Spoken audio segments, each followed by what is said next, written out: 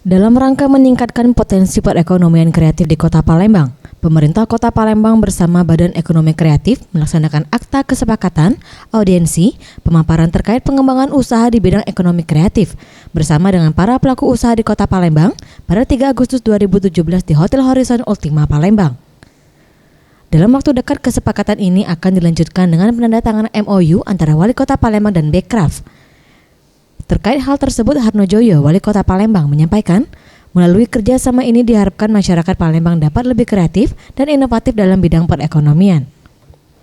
Mudah-mudahan kalau sudah ada MOU terkait dengan Bekraf ini, Badan Ekonomi Kreatif, semoga di Palembang ini ke depan kita berharap semua harus kreatif, harus inovatif Kalau kreatif, inovatif, mudah-mudahan sesuatu yang kita usahakan akan mendapatkan hasil yang maksimal. Sementara itu, Direktur Hubungan Antar Lembaga Dalam Negeri Badan Ekonomi Kreatif Indonesia, Hasan Abud, menuturkan, dengan adanya MOU sebagai landasan hukum yang kuat, Bekraf akan bersinergi dengan Pemkot Palembang dalam meningkatkan perekonomian kreatif di Palembang, dengan berfokus pada sektor gria, kuliner, dan fashion.